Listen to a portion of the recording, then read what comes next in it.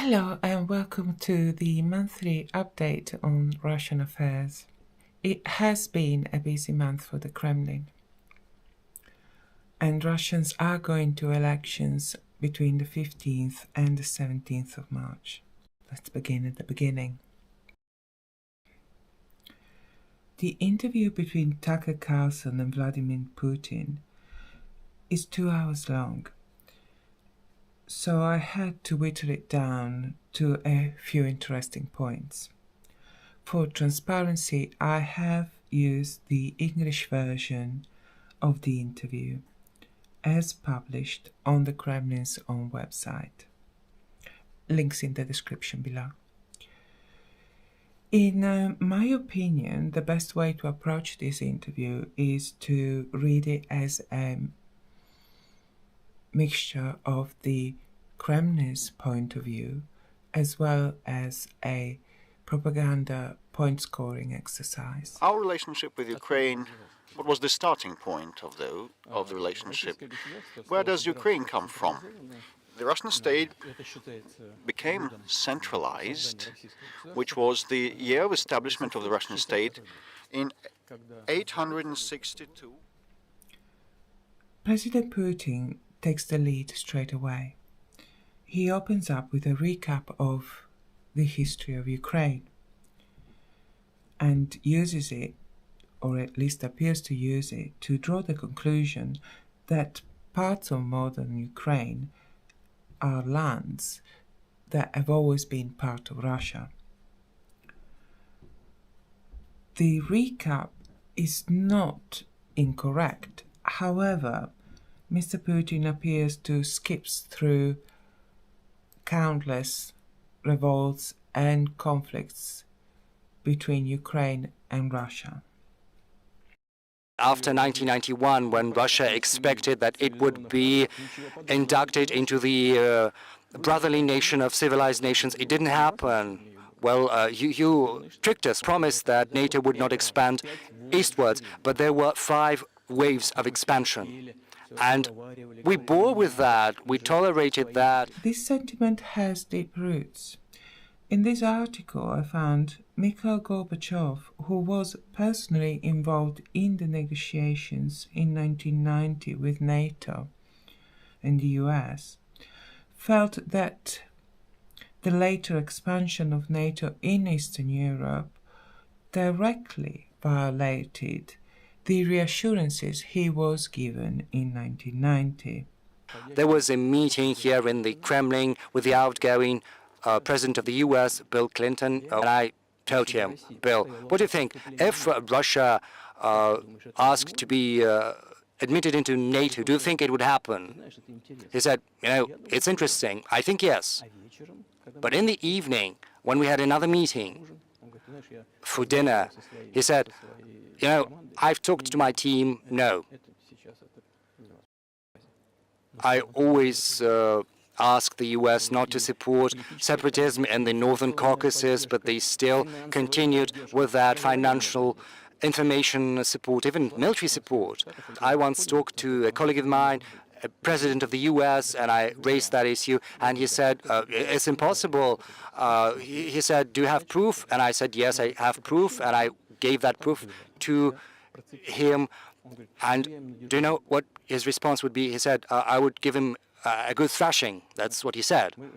The response, basically, from the CIA and the archives, and the response goes as follows. So, yes, we have worked with the opposition forces in Russia, and we think it is the right thing to do, and we will continue doing that. President Putin appears to use the example of the insurgency in the North Caucasus to highlight again that the real power rests with the unelected part of the US government. And this unelected elite main goal is to weaken Russia. The ABM system they were setting up was against Iran, the threat of Iran. So I suggested, why not join forces together, the US, Russia, and Europe? Our proposal was declined. I think President Putin is referring to the Aegis ballistic defense system. It was designed to defend against attacks from rogue states. This is in the context of President Bush axis of evil, which referred to Iran, Iraq, and North Korea. President Bush stated in 2007 that the system was not aimed at Russia. However, President Putin cites the US refusal to let Russia join in the project as a trigger for Russia to develop her own missile defense system. But ultimately, the end result was that both the US and Russia walked away from the ABM treaty, which was an arms control treaty. Twice you've described US presidents making decisions and then being undercut by their agency heads. So it sounds like you're describing a system that's not run by the people who were elected, in your telling. Yes, exactly. President Putin touches on this a few times during the interview. Elected representatives are not the decision makers. And this suggestion taps into a homegrown perception in the West that we are ruled by powerful elites. The implication seems to be that democracy is dead. However, in my opinion, democracies are a process. We build and rebuild them day in, day out. Till there are some of us at least taking part in this process, democracies continue.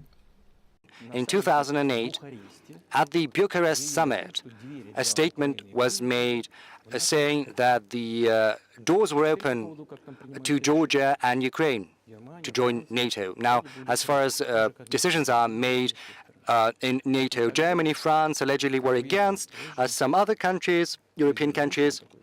But, you know, President Bush is a very tough guy. And as I was told afterward, I was told that he had exerted pressure on them and they had to acquiesce.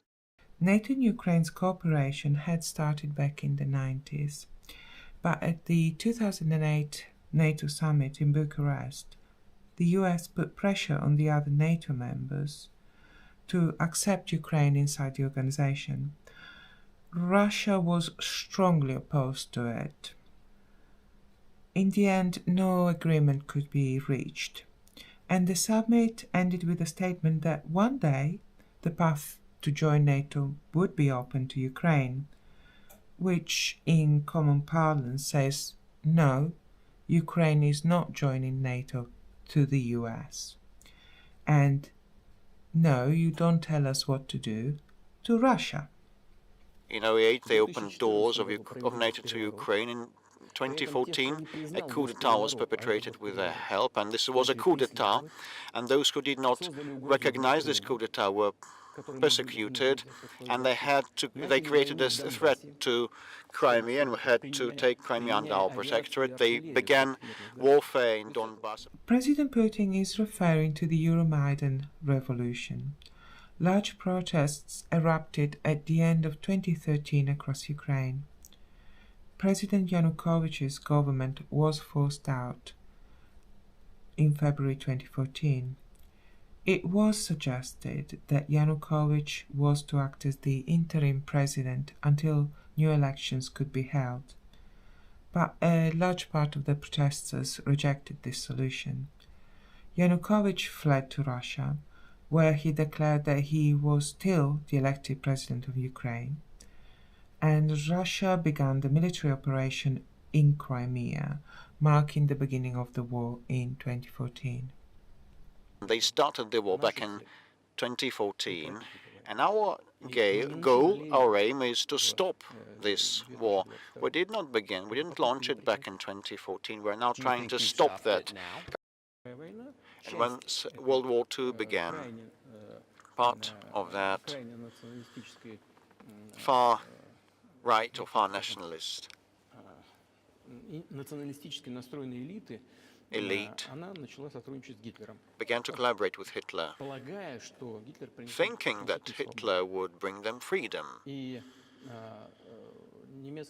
And the German troops, the SS troops, did the filthiest part of the job to eliminate Poles and Jews, and they did it with the hands of the collaborators. It was led by Bandera, Shushkevich, and other characters well known.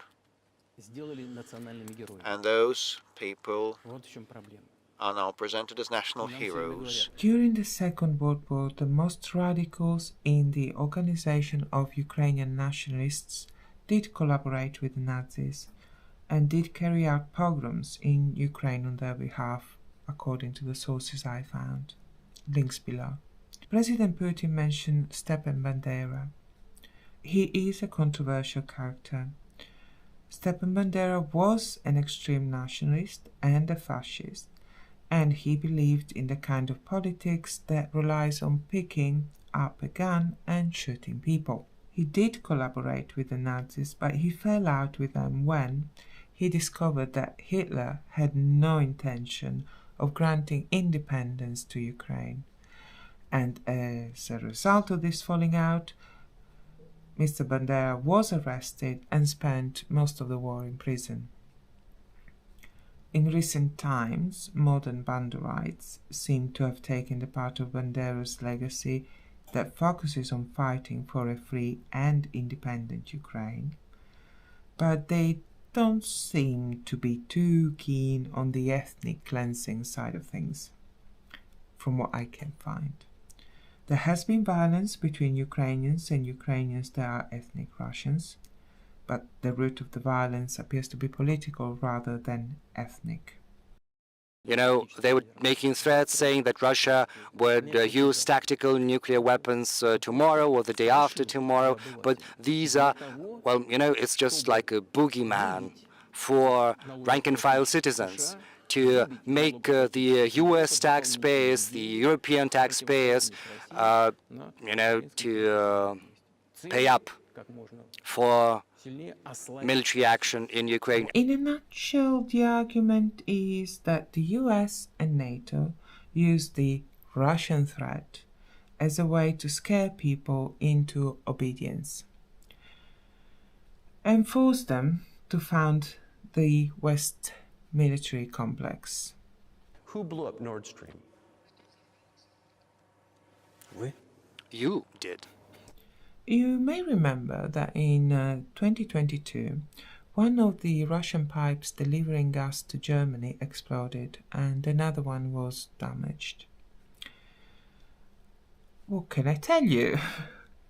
2 investigations later, by 2 different countries, and yes, we know it was sabotage, but there is no official culprit so far.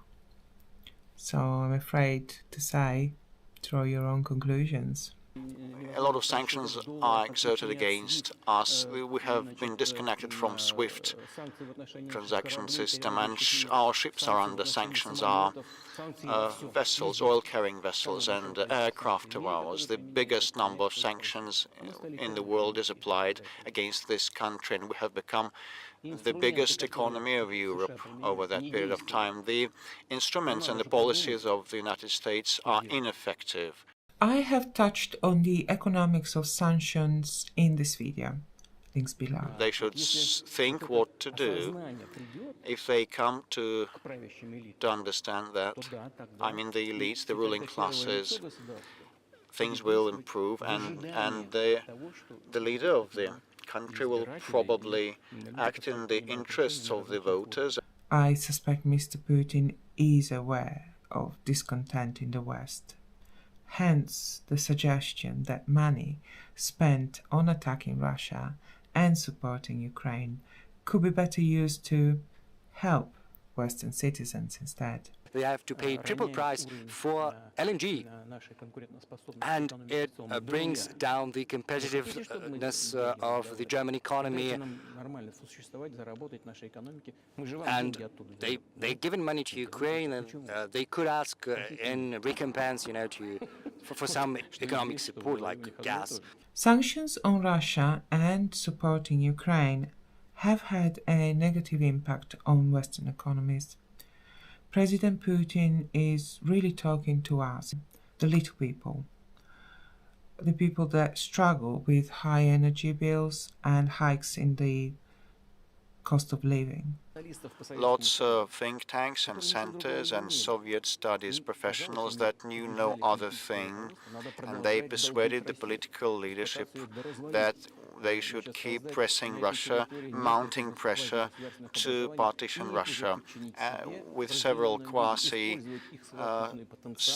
on its territory, so that their aggregate potential and capability would be used for further struggle with China. The argument that the West is trying to break Russia apart is not new. But, and I'll be completely honest with you here, I find the thought of Russia falling apart and the chaos, conflicts, and free-for-all of Russians' huge arsenal that would follow more terrifying than Mr. Putin does.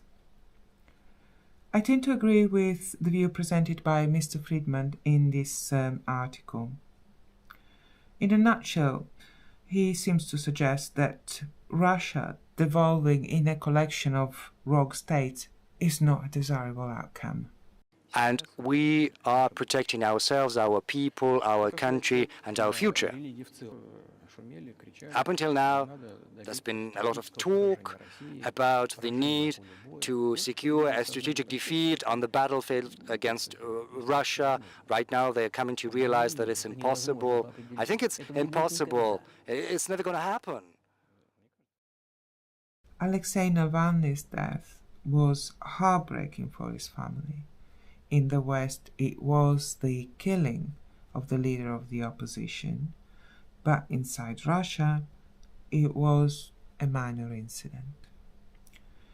According to this survey conducted by the Levada Center, support for Mr. Navalny had been decreasing, while the number of respondents who didn't know who he was increasing. What made waves inside Russia was his mother. A little prologue here. According to the Kremlin, the foundation of Russian society is the traditional family, and the cornerstone of this type of family are mothers and grandmothers. The press I checked, directly or indirectly, found it shameful that the authorities had forced a grieving mother to stand outside the prison where her son had died, knee-deep in ice and snow, asking for his body to be returned to her. Mrs. Navalny did not bow to pressure to have a private funeral for her son, and a public funeral for Mr. Navalny was held on the 1st of March in Moscow. The funeral was very well attended. It's very, very difficult to hold a legal protest in Russia at the moment, but there are no rules against attending a funeral. But it remains unclear if discontent with the Kremlin will coalesce into action. President Macron's suggestion that sending regular troops to Ukraine should not be ruled out ruffled a few feathers. Political leaders, both sides of the Atlantic and NATO, issued statements that there is no intention to put boots on the ground in Ukraine. All I can do here is offer my personal opinion. I am somewhat skeptical that it was a ruse to confuse or scare the Kremlin. It might be that President Macron thinks that without a direct military intervention, Ukraine cannot win. This may or may not be true. But if Western troops are needed to end the war in Ukraine, and there is no will to send regular troops to Ukraine, then it becomes possible to raise the question of what is the point to keep funding the war. Of course, this is pure speculation. What do the opinion polls say? As I said, in March, Russia is going to elections. And when it comes to the presidential candidates, it is more of the same. President Putin's approval ratings are very high, and overall respondents are content with the way the country is being run. In my opinion, President Putin will be re-elected. The Kremlin's policies, both at home and abroad, will not change, and as a result, uneasiness and perhaps discontent will keep festering in the shadows.